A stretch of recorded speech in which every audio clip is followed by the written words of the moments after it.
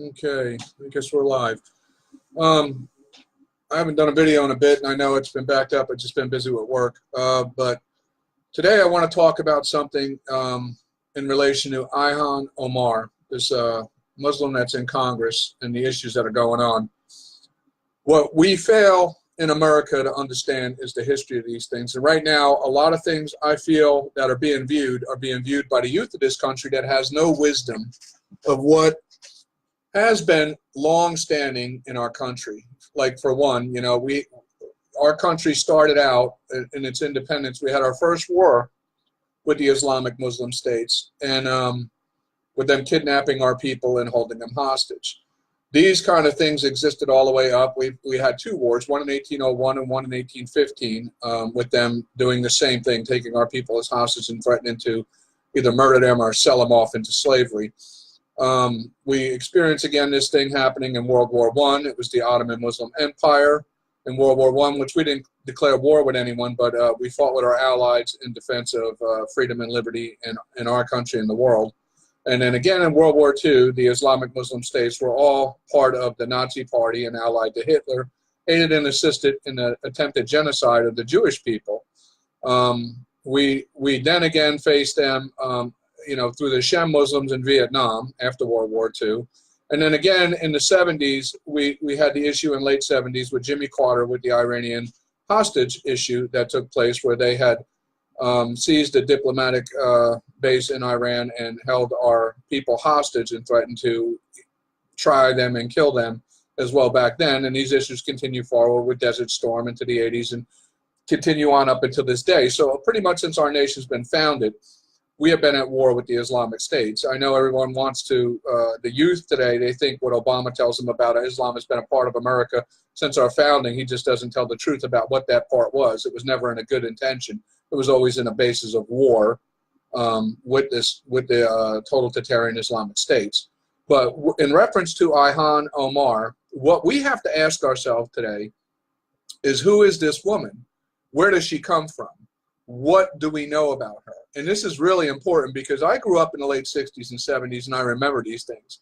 And one of the things I remember back in the 70s and 80s was about the issues that were taking place over there during a time of when Omar would have been a child in the Islamic states and being raised over there and educated over there. And when we look at her anti-Jew approach to things and the way she's condemning Israel and what have you, we have to consider the mental makeup of this woman, what she was raised to believe, what she was raised to know, and how she was indoctrinated with that of her own views and opinions of what we're seeing right now. I've taken the time to try to put together some things that we can get a peek into that, which took some time because it takes some real digging from things I remember. Like, I remember back in the 1970s and 80s, we had an issue after the Iran hostage thing, and where we realized that the Islamic Muslim states across all of them were indoctrinating the children from the time of being very, very young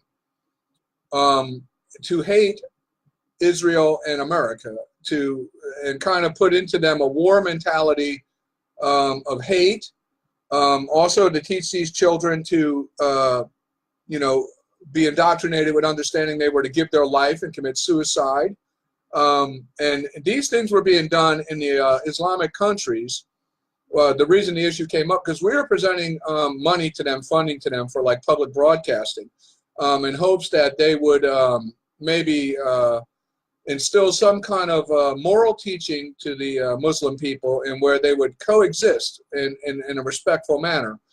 We found out in the mid-70s, all the way through to the 80s, that they had implemented, and we had stupid idiots like we have right now in government, that in view of these things, without an interpreter, thought everything was going along fine because they had started to broadcast through, with the fundings we gave them, cartoons to their Muslim children, which represented characters similar to what we had in our country, like Bugs Bunny, the Easter Bunny, puppets, things of such like that.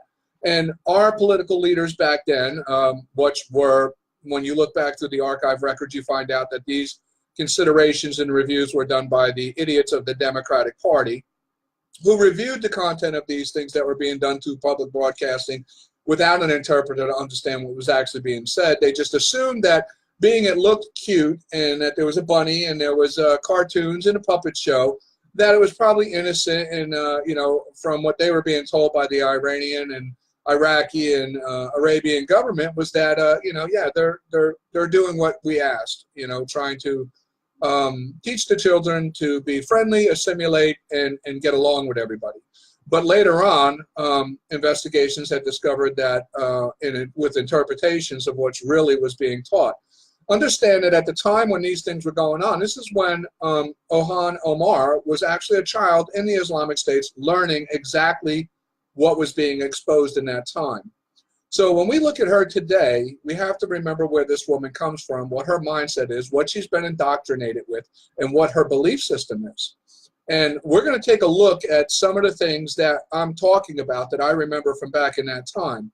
And we're just going to have to come to a conclusion to understand why this woman should not be in Congress, why this woman probably should not even be in the United States. Because when we understand the truth of what the Islamic States have been doing to indoctrinate generation after generation filled with hate, the ideology of murder, war, jihad, and attack of non-Muslim nations, and bred it into them from the time that they're like 3.5 years old. You know, and some of the things I'm going to show you are found in the archives of this and now present on YouTube. If you want to do further research, you can find a lot of the things that I'll be showing you out there on YouTube now. But let's just consider what Ilhan Omar's childhood must have been like. Let's take a look at what the propaganda was in that time. Let's start off with it. This is a puppet show that was being conducted back in the time with George Bush Sr. And this was part of the public broadcasting network of what was being taught to the Muslim children at this time in the 70s and 80s. So let's take a look at this puppet show and understand this is something that was being broadcast throughout all the Islamic states, that children in the Islamic State, the Muslims, of which Omar would have been one of the children, being indoctrinated with this ideology. So we're going to take a look at this. website. مين انت؟ ايش اللي جايبك هنا في داري؟ كيف دخلوك يا هالولد؟ يا حراسه يا جنوده اطلعوه هذا الولد من هنا. ما حدا حيطلع، ما حدا حيطلعني بالمره، ما حدا حيطلعني بالمره. نعم، انت مين اللي جاي تهددني وجايب عقر داري؟ يا طفل يا صغير اطلع برا. حبيبي جيب ابوك اتكلم معاه، ولا جدك ولا امك، جيب واحد اكبر وافهم منك. انت جاييني انت عارف بابا انت قتلته في حرب العراق. صحيح انت قتلته في حرب العراق، وماما انت قتلتها انت والصهاينه المجرمين في لبنان. في لبنان، واخواتي الصغار والكبار قتلتهم برضه انت والصهاينه المجرمين. لما في محرقة غزة انت، انا يتيم يا مجرم، انا يتيم يا مجرم. ايش بتحكي؟ انت جاييني من وين؟ مش بكفي اللي انا فيه. انت جاييني من وين؟ انا بدي اخذ حقي بسيفي هذا، وحق امي وحق خواتي. انت انسان مجرم، يا باج، انسان حقير. يتمتني، خلتني حرقتني من كل شيء يا باج. انا لازم اخذ حقي منك بسيف الاسلام هذا، سيف البطار بتاع الرسول عليه الصلاه والسلام. لا يا حبيبي، امانه خلص بتوب، بس ما تقتلني.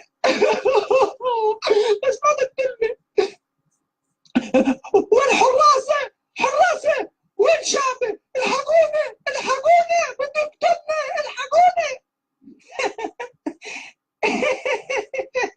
ما في حراس وشعبك استسلم يا بوش. وانا اجيت مش لحالي جيت وجبت آلاف مؤلفة من الأطفال، من أطفال فلسطين وأطفال العراق وأطفال سوريا ولبنان وأفغانستان، ولكن كل هدول الأطفال أنت حرمتهم من إنهم يشوفوا أبوهم ولا أمهم. وعشان أنا جيت عشان آخذ القصاص منك ومن كل الخونة المجرمين اللي تعاونوا معاك. طيب خلص انا بدي اعطيك كل اللي بدك اياه مني، بدي اعطيك اللي بدك اياه مني. ها ايش بدك تعطيني؟ انا بدي تعطيني حاجه واحده، رجع لي ابويا ورجع لي ابني، وبديش شيء منك. بديش شيء منك، بديش شيء منك، بس رجع لي ابويا وابني وبديش شيء منك. حسبنا الله ونعم الوكيل، لازم اقتلك. لا يا حبيبي، خلص انا بدي اعطيك البداكيه، انا بدي اعطيك البداكيه. وانا كمان يعني انا بدي خلص يعني تعال معي على البيت الابيض انت واصحابك كليتهم، وانا بدي اطعميكم واغذيكم واجيب لكم العاب ونقعد في البيت الابيض ونتحاور مع بعض، وكل حقوقكم حتجي لكم. انت نسس يا بوش، وما بينفع تدخل البيت الابيض. ها ايش بتحكي قاعد؟ ما بينفع ادخل البيت الابيض؟ ليش؟ لانه اصبح جامع ومسجد كبير لأمة الإسلام والمسلمين جميعا. حقتلك زي ما معاذ قتل أبو لهب، حقتلك يا بوش لأنك مصيرك، حقتلك يا بوش، حقتلك.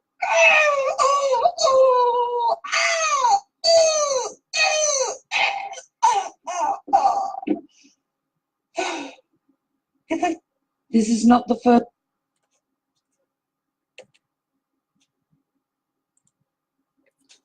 Well, that's what Omar grew up watching. That's just part of what she grew up watching.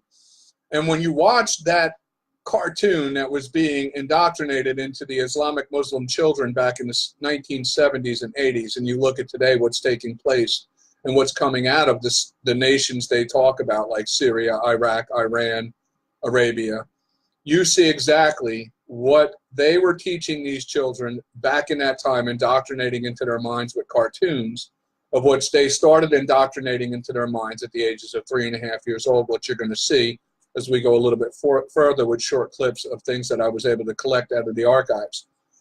That this generation right now of Muslims worldwide are the children who were raised on these things. So understand that they're adults now. Omar is one of those children, along with thousands of other children. I'd like to real quick just share something of that, some of this is from knowledge of just my own research and knowledge, and some of it is from wisdom of things that I've experienced in life myself in the 1980s. I'm going to share a true story about something that took place in the 1980s. In the 1980s, I was approached by a warden of a prison. He had an issue going on, something with the prison, that they needed somebody to go inside of this and try to see if they could get any information. So I agreed to do this. It was to my benefit as well. I agreed to do this, and it was an area in Leesburg State Prison, and where it was pretty much majority Muslims in this area where they had it, and there was non-Muslims among them as well. And I was to go in and just play the role of somebody who had a real brief with our government, and usually that were the people that the Muslims would try to cuddle up to and convert into Islam. The issue that they had at that time was with a Muslim who they had a problem with. Since he had been arrested, now he was over there at Leesburg State Prison, they had found problems because he had come back claiming to be an American citizen. The problem that happened was that, they fingerprinted him and everything, but something happened. I'm not on the end of know how they came about this, but they had found out he had documents on him. He had his birth certificate. He had a Social Security card. He had proof that his mother was an American who married a Muslim, and in the early I think late 60s or something as that, when he was born and taken out of the country, and then he was returning as an American.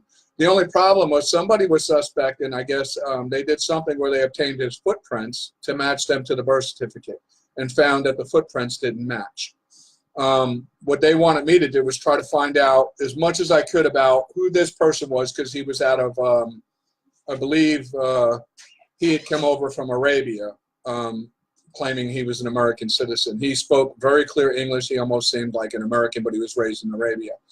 I got to mingle up with this guy. Long story short, in the end, it wound up result that he had told me about how in the 60s and 70s, the Islamic states were sending over Muslim men to our country to mingle with American women and then try to marry them and conceive a child with them, bring them back over to the Islamic states, and then raise the child as a Muslim to send back to the United States. This is what was discovered at the time. What happened to the actual child who belonged to that birth certificate, nobody, I think, ever found out. But anyway, just so you know, this was the things going on in the 70s and 80s at the time with the Islamic States. A lot of the youth today, these young kids, they think these things are all new issues. They think like Islam has been here forever. They don't even recall the truth of the facts. Like I say, we've been going through this with the Islamic State since our founding. Our first encounter with them, our first war as an independent nation, was over the very things that we see happening today and have happened throughout our history, with the kidnapping of our people, holding them as hostage, threatening the jizya tax on us to make us pay a tax as a non-Muslim country, and what have you. We experienced these things in the 1970s, late 1970s, with Jimmy Carter with the Iranian hostage situation, and where they threatened to kill like 59 of our people that they took hostage of in Iran. Today's youth doesn't have a recall of these things because our education department's failing greatly. But let's go on further a little bit more and take a look at what Omar's childhood was like. Because mind you, at the time of the things I'm showing you, this is what she was in the Islamic States learning. This was what she was being indoctrinated with. This was what was being driven in her head and every Muslim alive today. This is what they were learning as children, small little children. And now to give you an example of how little, we're going to watch this video. النهارده ريبورتاجنا شويه مختلف لانه ضيفتنا هتكون طفله مسلمه بس فعلا مسلمه. المفروض ان شاء الله ربنا يقدرنا كلنا نربي ولادنا نفس التربيه دي بحيث يطلع كل الجيل الجاي اولادنا كلهم مسلمين صح، فاهمين يعني انهم مسلمين وفاهمين اعدائهم مسلمين. الطفله دي هتعرفكم دلوقتي على نفسها. هي بنت اخت ليا في الله هويده، وبنت الفنان وجدي العربي، وهي اسمها بسمله، وهنسالها كمان. السلام عليكم. ورحمه الله وبركاته. اسمك ايه؟ بسمله. عندك كام سنه؟ 3 سنين. انت مسلمه؟ بسمله، انت تعرفي اليهود؟ بتحبيهم؟ لا، ما بتحبيهمش ليه؟ عشان هم ايه؟ عشان هم قردة وخنازير. مين قال عليهم كده؟ قال عليهم فين؟ القرآن. قال عليهم في القرآن كده صح. طب ويا بسمله، اليهود بيعملوا ايه؟ بيعملوا ايه؟ انت تعرفي المقاطعة كمان يا بسمله؟ وهم كانوا بيحبوا سيدنا محمد الرسول عليه السلام؟ لا، ليه كانوا بيعملوا فيه ايه اليهود؟ ويقدروا يقتل حد كمان. طبعا سيدنا محمد السلام كان قوي، كان يقدر يقتلهم. طيب انت تعرفي احاديث عن اليهود مع سيدنا محمد عملوا فيه ايه؟ ايه؟ في قصة انت عارفاها؟ ايه؟ بتاعت الست اليهودية. الست اليهودية عملت ايه سيدنا محمد عليه السلام؟ كانوا في الست اليهودية ايه؟ ذوت غروب وذوات وعلمت النبي عليه الصلاة والسلام وأصحابه. وإيه لما يوم لم تحتجهم قالت له فقال لها ليه عملت كده؟ قالت له لا لو أنت نسيت هتموت ولا يبقى لا طب لو أنت صادق الله يحميك. ربنا حمى الرسول عليه الصلاه والسلام طبعا.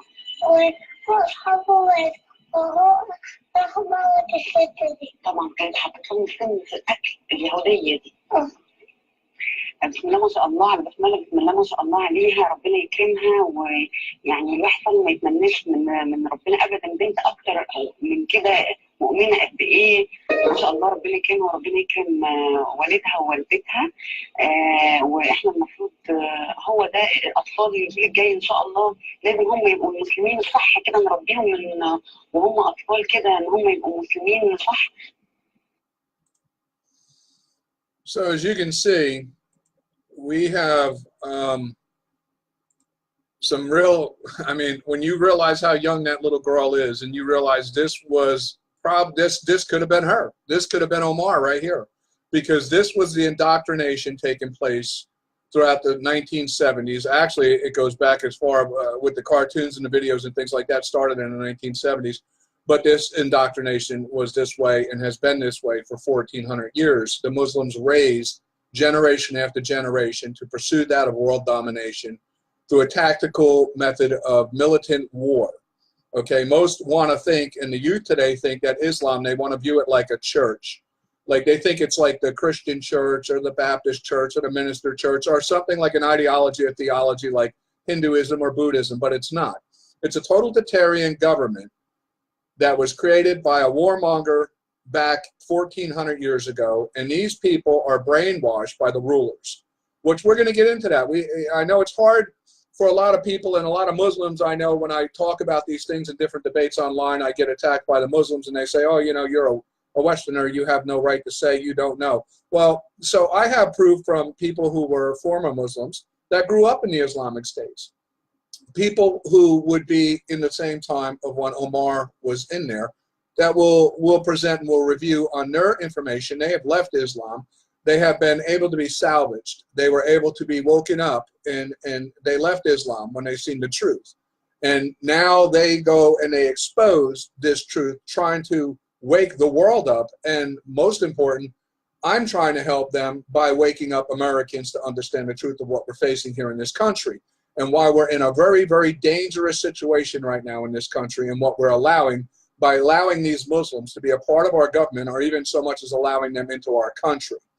So, you know, these are the things we have to consider. This is who Omar is. This is her time of what she was indoctrinated with. This is the things that she grew up with being driven and indoctrinated into her mind. So when you look at her, you have to understand that she is not an American child. She did not grow up in this country running around playing on swings, watching Bugs Bunny, harmless movies. These are the things that this woman grew up watching as a Muslim child.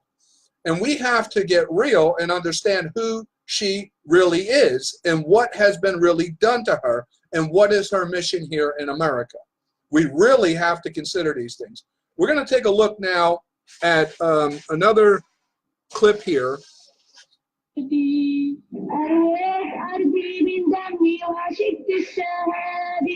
ترتاجر بابوي وإني تحرر بلاد وبلادي فلسطين مش للصهايين وبلادي. In this video, it's just to pretty much show you how universal it is, because these are different scenes. مش للصهايين بلادي فلسطين مش للصهايين. إن البر وإن البحر نادي قربونك يا محتل تفتني حسابي واحسبنا منه خلاص والحجارة والرصاص واحسبنا منه خلاص والحجارة والرصاص. قتل القبرى وقلت لأمتي كوني صلاح الدين في أعناق يناديني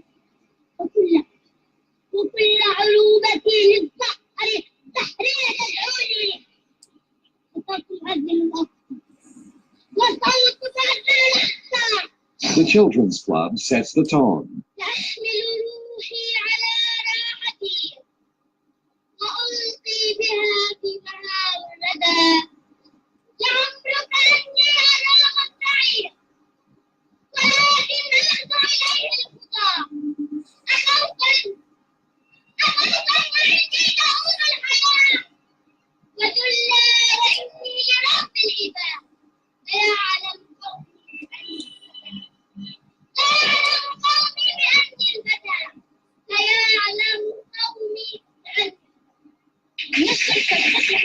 Words like these may simply reflect the realities children encounter on the streets and at official rallies organized. So as you can see there, and we're going to go in a little bit more deeper to show the impact of what this indoctrination had on these children. We're going to look forward ahead to see when these children grow up in the Islamic States, what is their mentality, what is their mindset, and understand that the same mindset that we see in them as they grow up is the same mindset right now that is existing inside Ilhan Omar, okay? This girl has been indoctrinated the same as what you're seeing here. This is what we have to really come to understand in terms to understand who she really is and what is her real mindset. What has been indoctrinated in this person? How did she grow up? What is her ideology? What is her theology? What is her goals? What is her plans? Because when you review these things and you take into consideration the truth of it, you start to understand exactly what's going on here.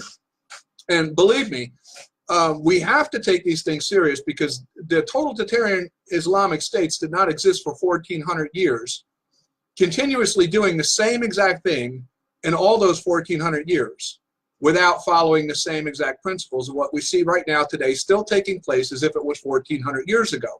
These people are still cutting the heads off people, still burning people alive, still waging jihad war on the world, attempting to take over the world and force convert everybody into the Islamic ideology of the foreign government of the Islamic States.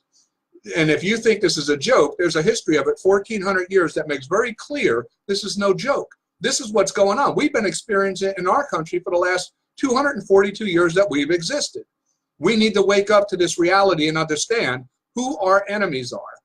And believe me, right now we have the enemy at the gate. We have the enemy in our government. We have the enemy in our country. And they are not here to assimilate. They're not here to be Americans. They didn't come here to be Americans. They came here to make us Muslim. That's their goal. That's what's indoctrinated in them. And understand the things I'm showing you, this is the very things that they grew up as children learning. This is what they know. This is all they know. This is what's been driven in their heads from the time they were 3.5 years old. And she falls within the age area of that generation's indoctrination.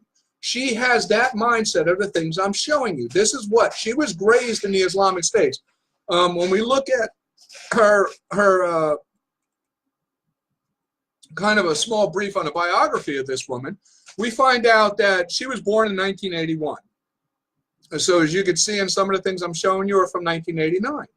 Okay, and she was in the Islamic States at that time. Her mother died when she was 2, according to what I understand here. And she was the youngest of 7 siblings. Okay, and mind you, research shows when you read this biography here, it says here, Omar said her mother, Fatima Akbar, I can't say the full, was an Arab from Yemen. She died when Omar was 2. She was thereafter raised by her father and grandfather. Her grandfather, Akbar, was the director of the Somalis National Marine Transport, with her uncles and aunts also working as civil servants and educators. So understand the people who were putting these cartoons together, coordinating these plays, broadcasting them out on Arabia, Iranian, Iranian, Iraqi TV to all the Muslim states, were her uncles and aunts. They were the people who were putting this together. And when you do the research, you will find her family is very tied to all the very things I'm showing you right now about the youth indoctrination that took place in the Islamic States. She is one of those children. She has been indoctrinated, and her own family was the indoctrinators.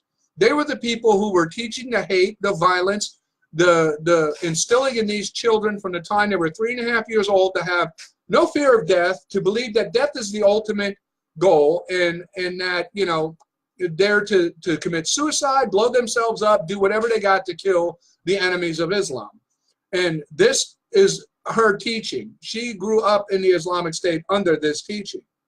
And that teaching continued when she came here to the United States. She came here among a Muslim population that exists in this country as part of this plan. Okay, and you may think this sounds Twilight Zone, but it's a fact. It's a fact we have to wake up to and understand the reality of what's going on. So, you know, let's just take another quick look at another short clip here, which I want to show you. And, you know, consider, like I said, this girl's family, her aunts, her uncles, these were the people in charge of this indoctrination. They were running the education system in the Islamic States. She's their niece. And she's getting the same education. So understand, this woman comes from this background. This is who she is. This is what's been indoctrinated in her. This is her mindset, her ideology, her belief system, of which it's very clear she adheres to with an unwavering loyalty. And what has been instilled in her is her goal to accomplish by what she's been told she is to do. So pay attention to this, because this is, in the truth, who Omar is. So let's watch this clip. So.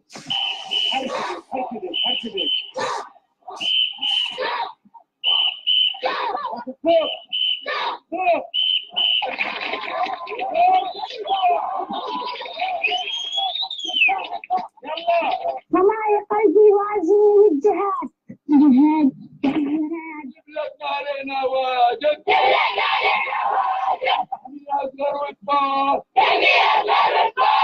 أنا في المجموعة خمسية أنا في المجموعة خمسية أولادي خمسة بدائية أولادي خمسة بدائية أولادي يا بلادي في المجموعة الانتحارية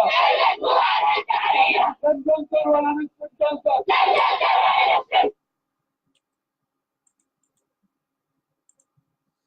So as you can see in that, if you're reading the subtitles, which I assure you the subtitles are 100% correct, the suicide squad, this is what these kids are being taught their whole life, the suicide squad, to die for the cause of what Islam wants, and that's world domination, to overthrow its enemies, to attack them, to kill them, to take vengeance on them. This is what's been ingrained in these children's minds since they were 3.5 years old. And it still is being ingrained right now in the next generation of Muslims that are growing up in the Islamic States. And a matter of fact, we know for a fact right here in the United States itself, just like recently last year when we found out about the guy who was training young children on a Muslim compound here in the United States to go out and do mass shootings in elementary school. Yes, this is a fact. Look it up. Okay, we actually found a compound that was training young Muslim children who were born here as Muslims to go and kill students at schools. This sounds insane, but it is. The educational process of indoctrination that was only formerly in the Islamic totalitarian states is now set up training facilities here in our own country to train American Muslim-raised children to kill American children in school in mass shootings.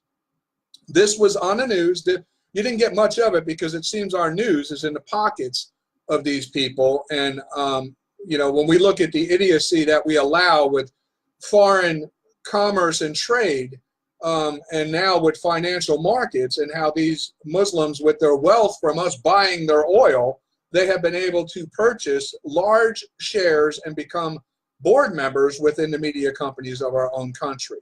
So they are in part controlling our media. And this is a fact. This is a fact. When you look at the news media right now, and not only that, when we look at the truth of understanding how long, like today, we see in our government that the Democratic Party is very friendly and allied to the Muslims. Well, I got news for you. That alliance has taken place since the time of our Revolutionary War. And the reason of that being that the majority of slaves that were brought into America in the founding of the new land was brought here by the British king. He had brought them in and sent them to what he called his nobles, his loyal people, to farm the southern lands, and he imported slaves to labor those farms for them. And the loyalists to the king were the ones in the southern that were getting to sit back and watch the slaves labor in the farms for them. And he purchased those slaves from the world's longest standing slave nation, the Islamic States. The Islamic states in that time, and prior to that time, matter of fact, since 640 AD, the Islamic states have been selling and dealing in black African slaves. Muhammad, the prophet, they say, of the Islam, hated black people. He had warned all Muslims that they should know that the angel Gabriel came to him and said that if they come upon a black man, they should know his heart is more grosser than that of a donkey. He was the first man I've been studying world cultures and world history now for over 40 years. And I have nowhere find in ancient history anyone up until Muhammad that valued people on the basis of their skin color. Muhammad is the father of racism in the sense that he had determined that his hatred toward black people made them half the value of that of white people. Kind of like what he did with women. Women are considered half of what the value is of a man. So he put them in a class of what he classified women. Islam says they have half a brain. This is true. It's in the Quran. That's what they believe. They believe women have only a half a brain, that they're just property. And he views that the black Africans are the same way. He placed them at half the value of white people. So, I mean, no one prior in history do I remember finding in ancient history where anybody devalued people on the basis of their skin color outside of Muhammad, the prophet of Islam, or hate them so much. I mean, really, it starts, and that was in 640 AD, near 1,200 years before America was even founded. So just to give you an idea of how long this hatred of the black African people has been with the Muslims.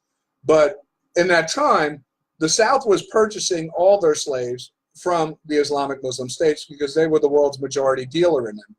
So in the Democrats there, the loyalists, as we know, we had the issue go on with the loyalists during the Revolutionary War where they were still loyal to the kings of Britain. Their allies then were the Islamic states because that was their main dealings with for the slaves they were getting imported into our country. So when we see this go up further now and it evolves into the Confederate states, the Democratic Party is actually the founders of the Confederate slave states. We know from Jefferson Davis's book, and we know from history, that they had grand plans of, again, allowing slavery import because the northern colonies had banned importing of slaves into our country, that the Democratic Confederate slave states did have plans under their new constitution and under their rules to, again, reinitiate the importation of black slaves from the Islamic States. So there was an alliance being formed then. We find that in World War II, the Democrats and the Nazis, as well as the Islamic States, all as well had an alliance between them. So we have an inner problem as well with the Democratic Party being an enemy to our own country and having them. I mean, I think the biggest mistake we made was in like 17, like 80, we allowed them back into our government in 1780s after the Civil War, and we allowed them again the right to vote in our country and to be a part of our government. That was the biggest mistake we ever made because these people have been the enemies of our country since the time of the Revolutionary War. In the Revolutionary Wars, the loyalists, they were the Democrats because the majority of the world's governments right now are democracies. They're under some kind of rule of a dictator, a superior leader, a king, a monarchy of rule under democracies. We're a republic, so there's a big difference, which everybody can look up. Article 4, Section 4 of our United States Constitution, you'll find out every state in this union is guaranteed a Republican form of government. Democracy or Democrat is not mentioned anywhere in our Constitution or our history. This is an illusion created by that of the Democratic Party, who seeks to be a democracy. They attempted to form that democracy back in the Civil War time. They drafted their own constitution of it. They had plans to put in and enact their own laws. Understand, though, the allegiance between these people, if you notice, all these Muslims who are coming into our country and becoming a part of our government favor that of their long time, since our founding, allies, the Democratic Party. That's the party that's accepting to them and allowing them into this country, defending them, and pretty much covering up for them and lying about them. I mean, we all remember, you know, Hillary Clinton coming out and saying that Islam is a peaceful ideology and a peaceful religion. Anyone who takes the time to actually look into those claims finds out the truth that that's a total lie. But let's go now and take a look at what do former Muslims think about Islam. Let's take a look, too, at one that might be like Omar's age, just so you understand. This is a Muslim who is an expert on it. She was raised in the Islamic States just like Omar was, but she was salvageable. So something happened where she was able to wake up to the truth, and after seeing the truth, she left Islam, became a Christian, and now she's trying to warn the world about the truth of Islam. And she's exposing that truth, and she's an expert in the Quran and in the Islamic ideology and teaching. So let's just watch a short clip on what she says and understand. This is a girl who knows the mindset of Ilhan Omar, okay? Just understand that. So they went to Arabic Peninsula, and he got connected with them. That's why also Muhammad knew a little bit about the Bible, about the Old Testament. That's why many things in the Quran, it has a connection with the Jews and the Christian, and mainly Jews and Christians. So Muhammad felt jealous, and he wanted to claim that he is a prophet. So he started, doing the da'wah. They call it da'wah. This same word, they're still using it, and claiming that he's a prophet. When so da'wah just means to da'wah preach? to tell tell them I'm a prophet. I'm bringing religion. Follow me. Nobody follow him. Like very few people. For 13 years, he's trying to convince people that he's a prophet, and no one buy that, because they told him you are crazy, you are majnoon in Arabic. And so he's a terrible car salesman. Yes, and Muhammad, his personality, he has a lot of psychological issue, because what happened to him when he was orphaned, and the Muslim believed that he was his name Muhammad Abdullah, which is not true, because no one really know who's his dad, because they still believe that he was born 4 years after the death of his father. So Muhammad felt jealous and got envy and got revenge and started hatred. He was a hateful person. He wasn't like a normal person, and he has a lot of psychological issues. So for him to be able to succeed, he got connected with a group of people, a group of bandits and thugs. They called in Arabic al-Sa'alik. Al-Sa'alik. These people, al-Sa'alik in Arabic, bandits and thugs. These bandits and thugs, they used to live in the mountains outside the tribe. Mecca and Medina, it's like a tribal region. And Quraysh tribe, they were trying to keep the peace, because it's a trade market. So they were trying to keep the peace with every religion or every cult or whatever. They want to keep everyone in peace, because they don't want to lose the trades, coming from the north, going to the south, between the north and the south, Yemen and Asham. So Muhammad went to these bandits and thugs. These bandits and thugs are criminals. Like, they ashamed their tribes. So they kicked them out of the tribe. They're not longer allowed to. So the rapists, the thieves, the murderers. I see, I got some followers. Good. I'm glad people are watching. So share Muhammad this. got connected with them. They're serial killers, and they don't fear death. They just want to kill and rape and do their own thing. So at that time, I always say that if we don't understand what happened 1400 years ago, we will never understand what's going on now. So to recap that, he tried to get normal people like you and I to follow him and believe in him. Yeah. Everyone rejected him. Yes. So he left town, went to the mountains and found all the creeps, the thieves, the liars, the murderers, and convinced the mentally unstable. Exactly, mentally unstable. They're already criminals. They're ready to fight. They don't care. So these thugs and bandits, they used to attack caravan, kill the men, and take women, 6 slaves, and take the kids and rape them and train them to be like them. So Muhammad, he connected with them, and he said to them, follow me, help me with my da'wah, help me with my claim, and I will give, why you're living in a mountain, I will give you land, I will give you more women, and I will give you more spoils, more ghanaim in Arabic, and more kids. So they said, okay, we'll follow you. They don't care, because he gave them what they actually looking for. I'm just going to pause here. Just so you understand, this is a former Muslim who grew up, just like Omar, in the Islamic States. She is an expert. She fully knows. She's memorized the Quran. This girl was raised in the indoctrination time the same as Omar. But she was able to be awakened. She was able to be awakened. And another thing to what I want to show about with this woman, because I'm running into some time here. I'm realizing we're into near 45 minutes. So I got about 15 more minutes before Facebook cuts me off on this. So I just want to really get to the important parts here, to where we can just from this very same woman. I want you to understand something about the Quran. And what people say, you know, the Muslims, they come and they give you different verses out of the Quran. They tell you about things. But what most people don't understand, which I do, I understand. I've read the Quran many times. I've studied world history and culture. I know the history very well of Islam and many other cultures in this world. It's been a fascination of mine since I was a kid. But there's actually two Qurans within the one Quran. And there's actually, some of them are divided into these two different Qurans between the two different ways of the sects of the Sunni and the Shiite. Okay, and what it is one is like an introductory Quran that they use when they go into another nation, where they are infiltrating in to another country, and they're looking to infiltrate that country to overthrow it. They have what's called a soft Islam, and that's what they teach out of. But understand that when you read the Quran and you study the history and you understand some of their so-called secrets that they don't want anybody to know, what you can figure out on your own, and if you do enough research, that what they'll do is they use that to fool people.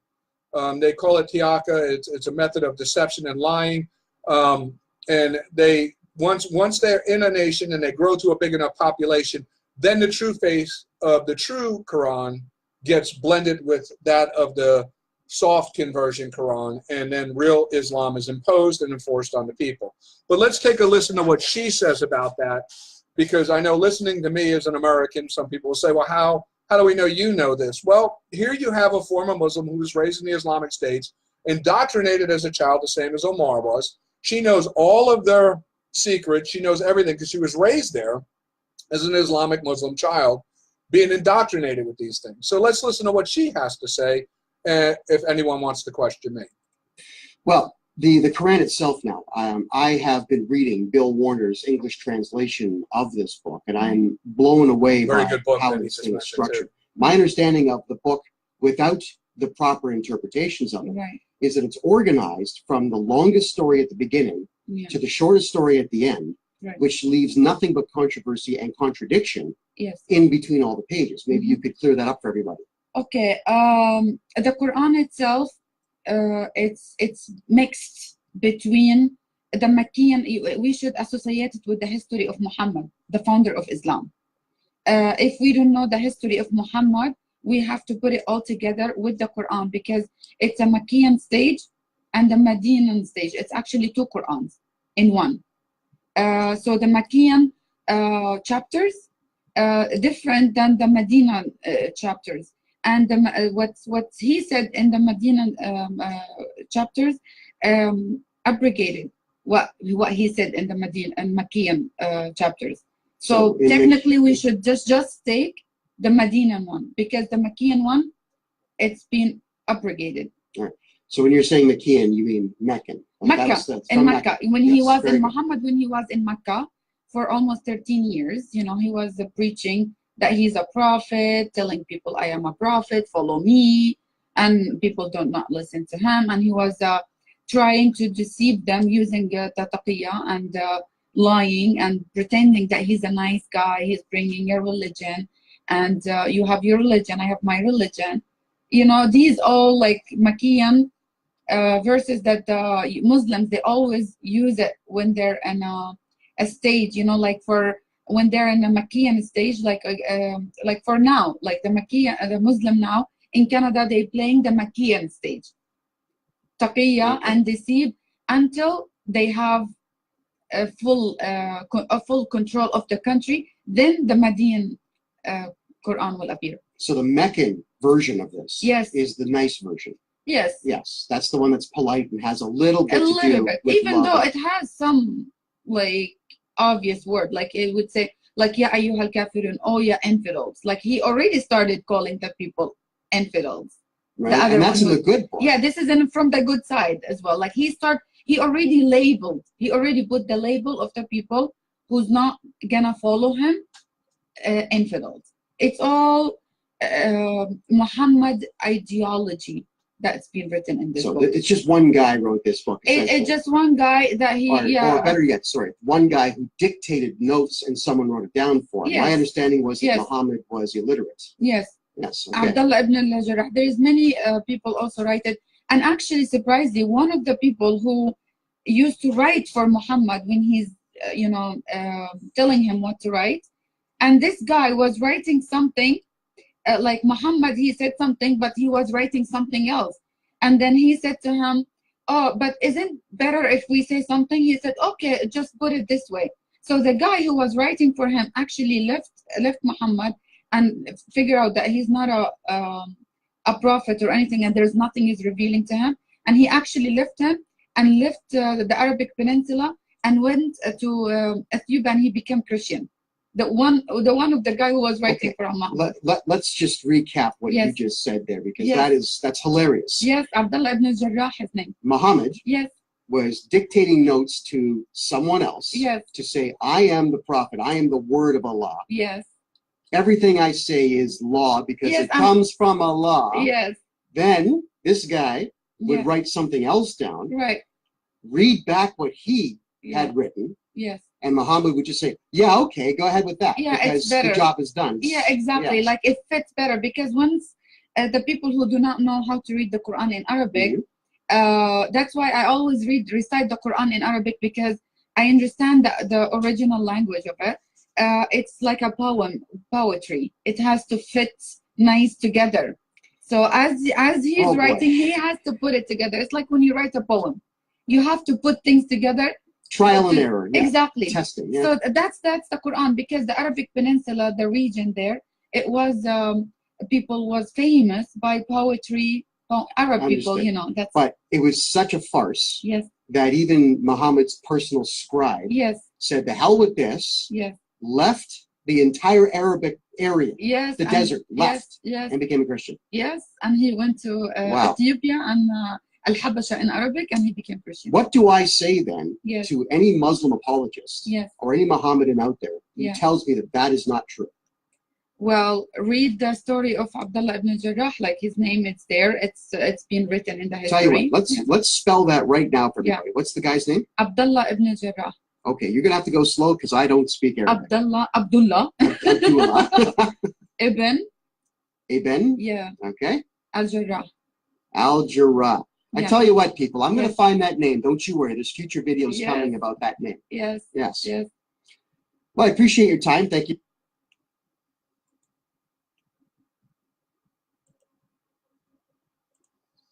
Well, as you can see, now understand this woman, like I said, she grew up during the time of like Omar in the Islamic States. She was a full-blown indoctrinated Muslim who still had something left in her of conscience and morality to where she could break that indoctrination and face the truth. And in doing that, she now tries to warn people of the world about the truth. She reveals the secrets that they taught her as a child, indoctrinated in her as a child, her whole life. She tells people the truth, okay? And she tries to expose what the Muslims are doing and what their intent is in what they're doing coming into our country. Canada, that's where she's at when she's doing these videos. She was in Canada at the time. I'm actually trying to get a meeting with her. But anyway, she goes to Australia. She goes anywhere she can help people understand the truth because she's been woken up to the truth. She sees the truth for what it is. And understand now, this is the background of the things we're witnessing and seeing here. These are the very things that Omar in her time grew up learning. Okay, we're going to watch one more quick little clip I don't think I showed. And understand, these are the things as Omar, when she was growing up as a child, as a Muslim child in the Islamic States, these are the things she was seeing on TV. These are the things being screamed in her ear since she was 3.5 years old. So if you want to understand who the woman is, understand who the child was. أرويت أرضي من دمي وعشقت الشهادة صرت أضرب أبوي وإني تحرر بلاد وبلادي فلسطين مش للصهايين وبلادي فلسطين مش للصهايين بلادي فلسطين مش للصهايين بلادي فلسطين مش للصهايين ينسوبوني إن البر وإن البحر نادي جرب يومك يا محتل وجي تصفي لحسابي واحسبنا ما خلاص بالحجارة والرصاص واحسبنا ما خلاص بالحجارة والرصاص قتل الصفراء وكل أمتي قولي صلاح الدين في أعناق جنادين وكل عروبتي للصحر تحرير تدعوني وصوت معدل الأقصى وصوت معدل الأقصى. The Children's Club sets the tone. تحمل روحي على راحتي وألقي بها في محاور الردى لعمرك أني أرام السعير ولكن ألقى إليه الخطى أخوفا وعندي دعون الحياة وتولى وجهي لرب العباد أيعلم قومي لا يعلم قومي بأني الفتى لا يعلم قومي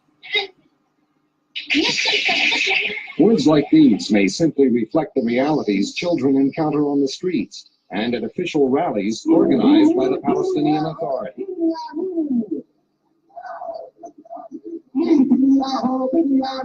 Understand, and this part right here, what you're seeing in this video, is to show you how from the indoctrination from children right up through the indoctrination of the society of all Muslims, out in public, all of them, all Muslims, as you can see in these videos, of all different sects, of all different Islamic claim states, this is what they do in the streets as adults. This is indoctrinated in them from the time they're 3.5 years old until they're fully grown adults.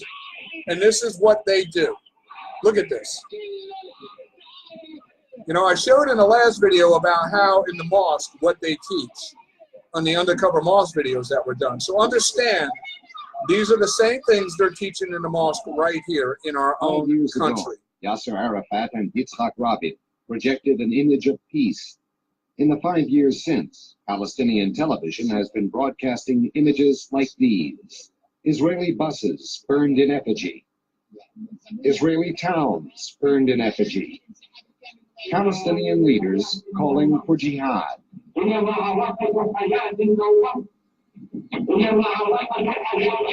Article 9 of the PLO Covenant says,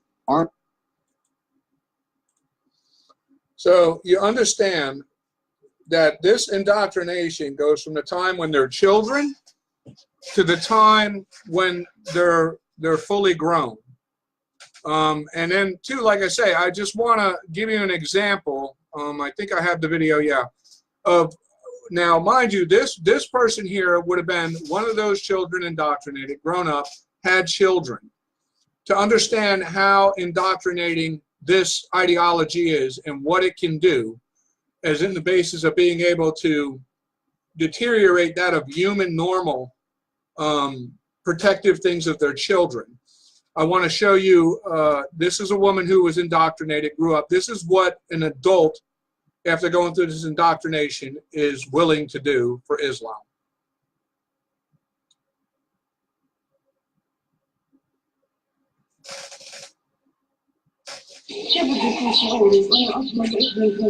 وقلت الحاجة في سبيل الله والله يوم أنه أعزني وجمعت على الوجه لأني يعني بس أقول إنه ربنا قلت علي سبيل إني قدمت اسم بسبيل نفسي يوم أجد النبي فيها بس لما ذاك الله بس عشان تذكر رأيك لا إله إلا الله فوق كل شيء هذا بدنا حكم إسلامي لكن أنا بوجه اسم الموت يوم بوجه على حياة أحسن من حياتي حياة الآخرة اللي ربنا وعدنا أنا والله يوم لو عندي 100 ولد زي محمد لأجدنا ناس صافية يعني طواعية سبيلة صحيح في شغل من الولاد لكن من أجل الله يرخص الكثير ذلك.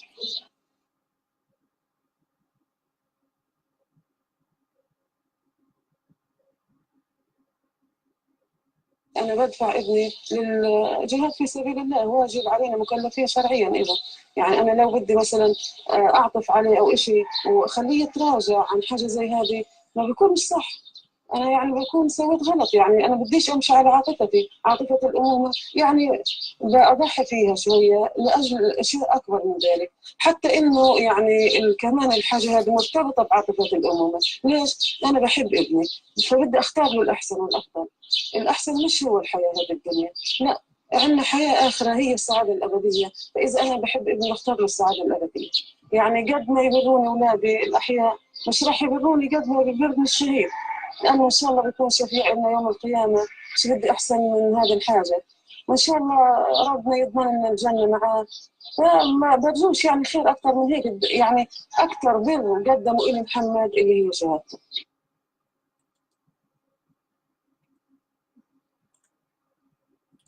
So as you can see from this indoctrination, they can weed out the love of a mother of its own child to the point that that mother will strap a bomb on their own child and send it out and blow it up to kill non-Muslims.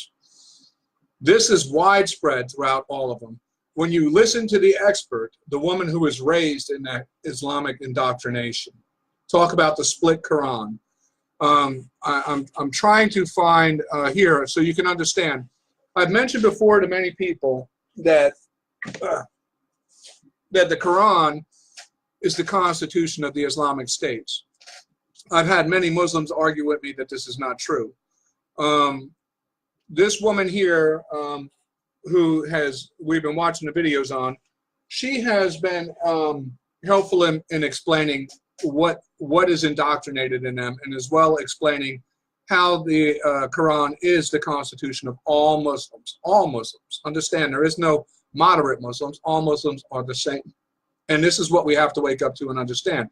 We have to understand the split part of the Quran, how they use it, how these are the so-called secrets of which I can't understand. I mean, I've studied these things and seen these things back in the 70s and 80s myself in my own study of different world cultures and ideologies. You can see it. It's self-evident when you start to look for it. But let's listen to what she's got to say in relation to that of the Constitution and how it's indoctrinated into them. Yes, they all know, well, and they agree with that. And they agree with it. Yeah, they agree with it. Every Muslim, if you tell them he married Aisha, they will be, yes. But yeah, so what? He is the prophet. He is, to them, like I would say, unconsciously, people, Muslims, they worship Muhammad, technically. At the end of the day, it's Muhammad. He is the God of Islam. He is the founder. It's like, forget revelation. As soon as we stop thinking that there is something being revealed, nothing is being, it's all from his head, from his filthy mind. And the true story with Aisha, because again, he made it Sharia law. Again, law, constitution. Right. We need to think of this book as this is what they teach me when I was young as 5 years old, 6 years old. They teach us Al-Islamu Dinuna. This is the very first, from daycare, they tell them to the kids, Al-Islamu Dinuna, Islam our religion, Al-Qur'anu Dasturuna, Quran it's our constitution, Muhammad is our prophet, Muhammad is our prophet, Muhammad Nabiyuna, Al-Jihad Wasilatuna, Jihad it's our way, وَالْمَوْتُ فِي سَبِيلِ اللَّهِ أَسْمَى غَايَاتُنَا. Dying for Allah, it's our ultimate dream. This is from daycare. This is from daycare. You have to keep repeating this over and over. It's a military. They're building a military, you know? So the book here. Yeah. We're going to conclude now.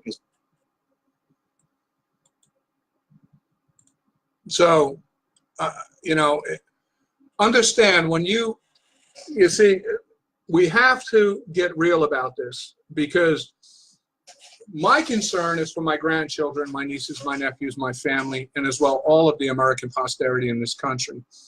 This has been going on since, believe it or not, since 1929 is when the records lead back to, of when the Islamic states had started to plan to infiltrate this country and try to overthrow it and make it an Islamic state. It starts in 1929 with the first building of the first mosque here during a period of the Depression. I believe it was in the state of Ohio. And it was the first time that Islam was being brought into America. I know Obama wants to say Islam has been here all its... No, the first mosque and the first time Islam came into America appears back in 1929 with the first building of a mosque here from some people from Palestine that came here. And being we were enveloped in a depression at the time, I don't think anybody was paying attention, and not to mention, too, we were under democratic control at that time as a government. So they were allied with the Islamic States in that time, and actually were as well working, because in the time we know in 1933, Hitler became Chancellor of Germany, and we now know that there was already an allegiance, an alliance between the Hitler and the Nazi Party and all of the then existing 6 provinces of the Islamic States. They were all in it together for world domination and control.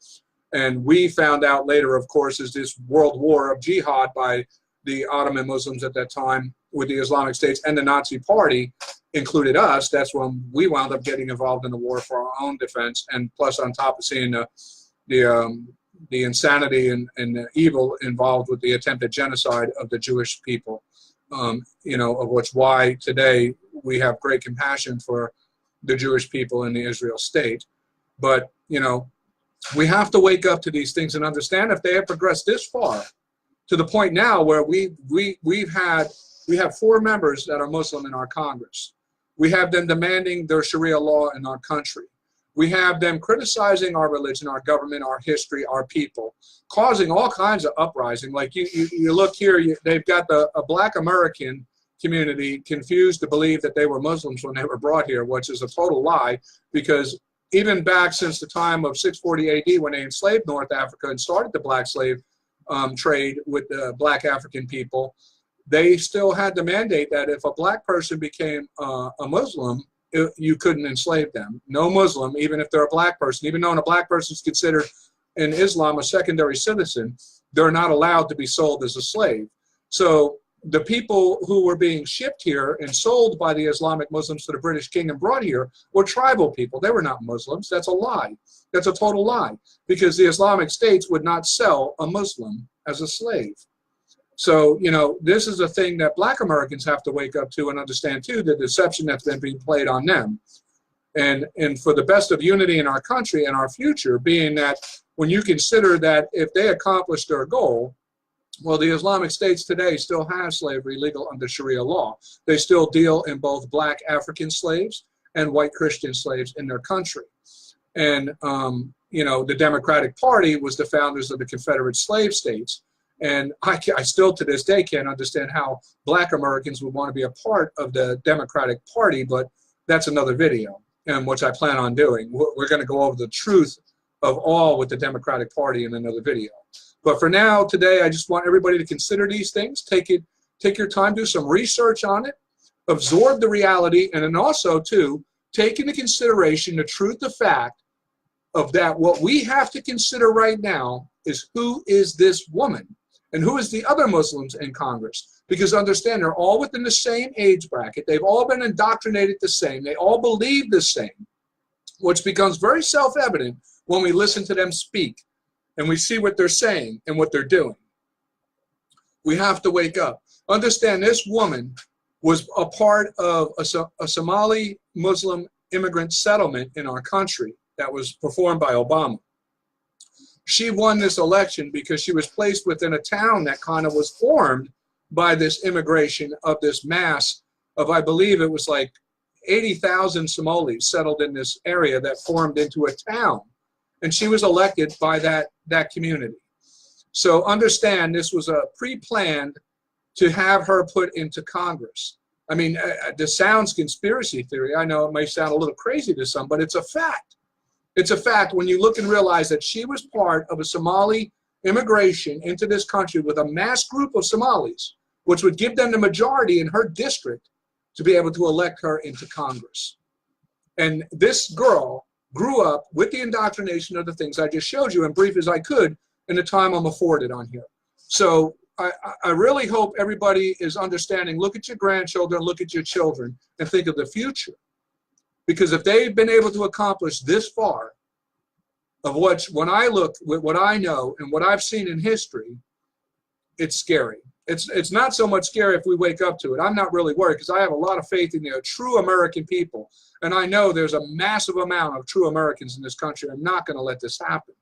But the scary part is how naive and blind that of our own posterity are right now, and how our own posterity are being deprived of proper education and understanding who our enemies are, and an understanding of how the world works. Just for a brief example, I had a debate the other day with a couple young Democratic kids, and they said to me, you know, President Trump is not liked by any of the world leaders. He's respected, but he's not liked. And I said to these kids, that's a good thing, because they don't understand that America is the only country like America in the world. The closest thing to us would be Australia, because Australia, upon us becoming independent and forming our Constitution, was one of our first allies who nearly verbatimed our Constitution. You know, and these kids, I said to them, if the whole world, of all the world governments, were in agreement with Trump like they were with Obama, I'd be really scared, because that means Obama, like Obama, he would be on board with them for a democracy form of government rather than a republic. And it's good that they respect him, but they don't like him. They don't like him because we as America are the threat to the world's totalitarian regimes, dictatorships, and superior rulers, and communism. We are the only thing that is a threat to any of them, and none of them should like us, because we are a threat to their form of government, of dictator and totalitarian regime rule over enslaving people and controlling them. The Democratic Party in our government's much in favor for that, but not so much the Republican, or it shouldn't be anyway, even though, and it's coming out recently, as we can see with some of the way that some of these Republicans are voting, that we actually have quite a few Republic-rats infiltrated into the Republican Party that are not really Republicans. They're kind of along the lines of like John McCain. They're Republic-rats. They're Democrats who infiltrate the Republican Party playing Democrats so they can have a voice on the opposition side. So it appears as though there's some kind of agreement between the two parties, which in most cases there's not. There's not. We are not a democracy. Look up, like I said, Article 4, Section 4 of our United States Constitution. Every state in this union is guaranteed a Republican form of government. We are not a democracy. We are not ruled by a king. We do not allow government dominance. We do not allow a majority rule of government to decide what we, the people, can do. Our Constitution is there as a checkpoint. We're a constitutional republic. Okay, and we, the people, are the highest authority within our government. Our government is not an authority over us. This is something, too, we need to come to understand. But I hope everybody takes the time to consider these things, looks it over, does their own research, and comes to terms with the truth of the things we have to look. And especially at, like with this woman right here, she's in Congress. We are insane for allowing these things. And when you look at her and you understand now, get a perspective of how she grew up, what she was indoctrinated with, what possibly now, you got to see. You heard from another Muslim. In my other videos, I presented to you proof from other Muslims about what exactly it is. They're all saying the same thing about how the state of church in one is the government, how Islam, the Quran itself, is the constitution of this foreign totalitarian regime. Them themselves, who are awakened to the truth, are trying to warn us if we listen. And we should be listening, because we know these things. Our history is full of knowing these things. In our past, we've done as much as we could to protect ourselves. You know, surprisingly, one of the Democratic, he was a Democrat, Jimmy Carter, had banned the Muslims from coming into our country back in the 70s over the issue that happened with the Iranian hostage crisis.